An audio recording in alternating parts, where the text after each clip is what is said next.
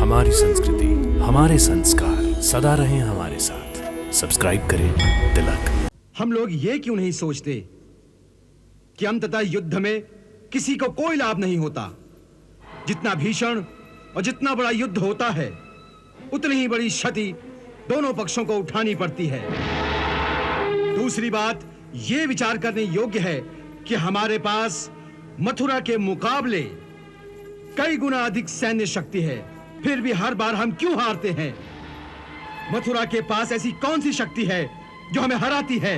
ये बात भी हम सब जानते हैं, परंतु उसे मानता कोई नहीं। क्षमा कीजिए, मैं आप सबसे छोटा होते हुए भी ये प्रश्न पूछने की धृष्टता करता हूं कि हम सब मन ही मन ये मानते हैं कि श्री कृष्ण ऐसी अनंत और अलौकिक दिव्य शक्तियों के स्वामी हैं जो हमारे कई अक्षौणी सेना को इस तरह कुचल देते हैं जैसे कोई हाथी चींटों की कतार पर पैर रख दे।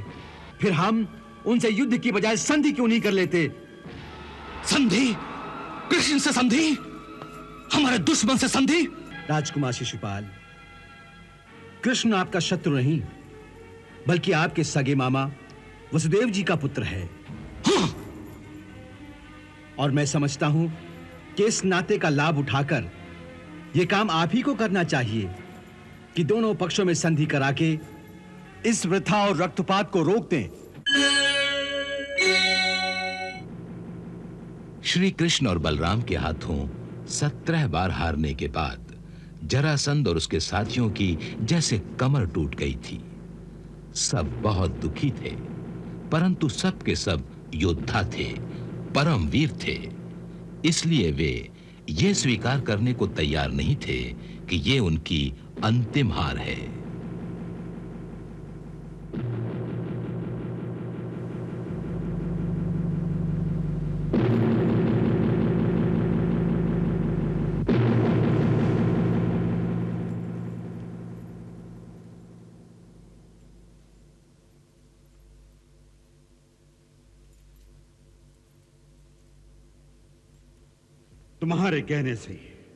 तुम्हारे कहने से हमने मथुरा पर एक बार नहीं 17 बार पूरी शक्ति के साथ आक्रमण किया है।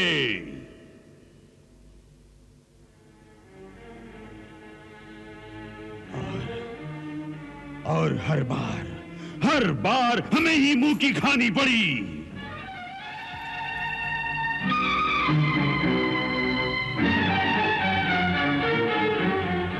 सबसे बड़ा दुख तो इस बात का है, हम जीत तो न सके, परंतु युद्ध भूमि में वीरों की भांति मर भी न सके।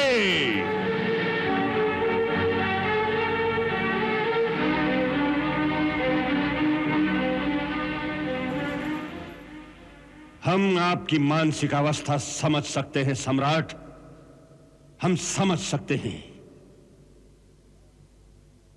यदि आपके स्थान पर कोई और होता तो बहुत पहले ही उसका मनोबल टूट गया होता,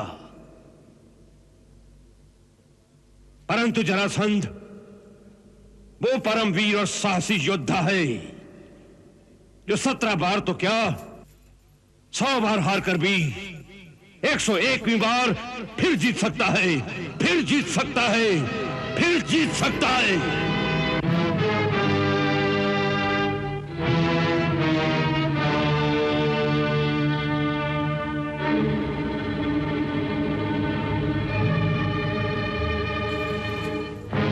परंतु भैया, क्या युद्ध करना आवश्यक है?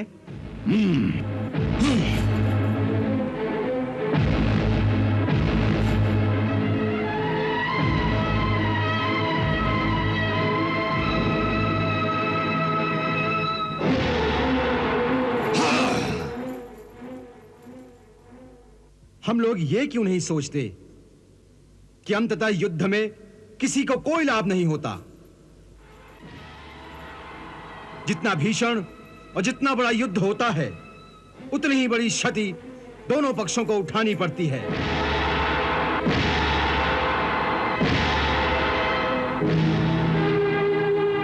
दूसरी बात, यह विचार करने योग्य है कि हमारे पास मथुरा के मुकाबले कई गुना अधिक सैन्य शक्ति है, फिर भी हर बार हम क्यों हारते हैं?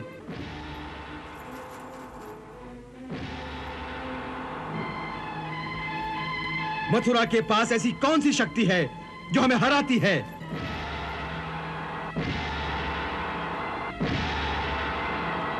ये बात भी हम सब जानते हैं, परंतु उसे मानता कोई नहीं।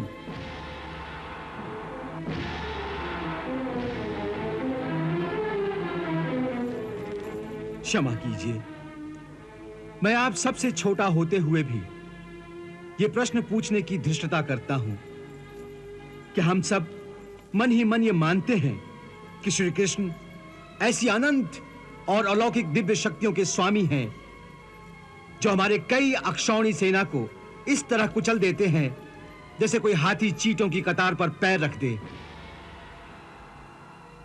फिर हम उनसे युद्ध की बजाय संधि क्यों नहीं कर लेते? संधि? कृष्ण से संधि? हमारे दुश्मन से संधि? ये बात तुमने सोची कैसे राजकुमार रुक्म? ये बात तुमने सोची कैसे? राजकुमार शिशुपाल, कृष्ण आपका शत्रु नहीं बल्कि आपके सगे मामा वसुदेव जी का पुत्र है। हाँ। और मैं समझता हूं कि इस नाते का लाभ उठाकर यह काम आप ही को करना चाहिए कि दोनों पक्षों में संधि करा के इस वृथा और रक्तपात को रोक दें। राजकुमार रुक्म, लगता है कि तुम्हारा छोटा भाई राजकुमार रुक्म वीरों की सभा में कभी नहीं बैठा पहले कभी भी। अन्यथा विदर्भ सम्राट महाराज भीष्म का पुत्र होकर ऐसी कायरता वाली बात कभी नहीं करता ऐसी कायरता वाली बात।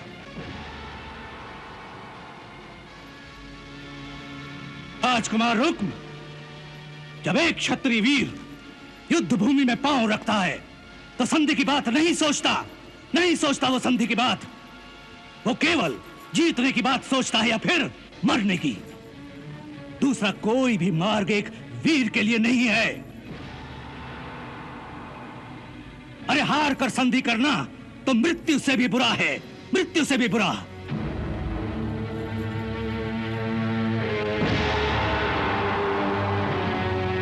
लड़ते हुए मरने में भी शान है मित्र, शान। परंतु संधि के लिए गिड़गिड़ाने में अपमान है, केवल अपमान और कुछ नहीं। इसलिए फिर कभी ऐसी कायरता वाली बात वीरों की सभा में मत करना, अन्यथा तुम्हारे पिताश्री को तुम्हें अपना पुत्र कहते हुए भी लाज आएगी मित्र, लाज आएगी। और रही बात कृष्ण से मेरे नाते की, तो असली नाता शरीर का नहीं होता, असली नाता मन से होता है, मन से। और मन से सम्राट जरासंध और मेरा नाता एक पिता पुत्र का है, क्योंकि सम्राट जरासंध मन से मुझे अपना पुत्र मानते हैं और मैं उन्हें अपना पिता।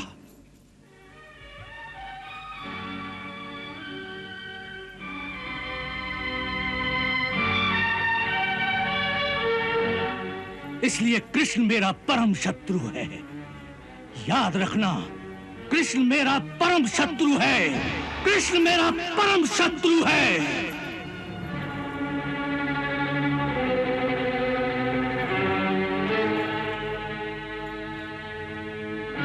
इस समय काल हमारे विपरीत है, इसलिए कुछ समय शांत रहकर अच्छे समय की प्रतीक्षा करनी चाहिए। परंतु जब काल हमारे दाहिने होगा तब हमारी विजय निश्चित है हमारी जीत।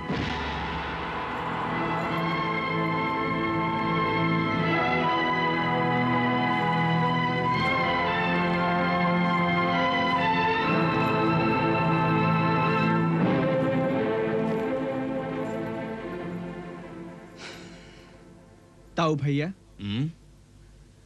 लगता है कि अब हमें मथुरा नगरी को छोड़कर कहीं और जाना पड़ेगा। ये आप क्या कह रहे हैं प्रभु? आप मथुरा नगरी को छोड़ जाएंगे? हाँ क्रूर जी। परंतु क्यों? इसलिए कि जब तक हम मथुरा में रहेंगे मथुरा संकट में रहेगी। प्रभु, मैं कुछ समझा नहीं। देखिए, जरासंध को केवल हमसे बैर है, मथुरा से नहीं। इसलिए जब तक हम यहां रहेंगे, वो किसी ना किसी बहाने से आक्रमण करता रहेगा।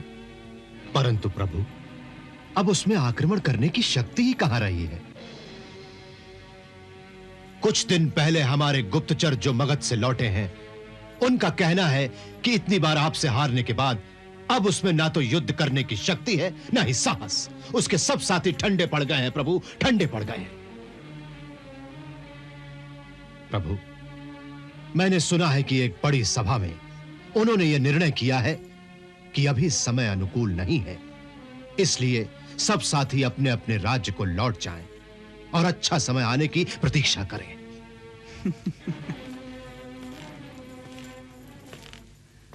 अर्थात उन्होंने युद्ध का त्याग करने की बात नहीं की है, केवल परिस्थिति के बदलने की बात की है।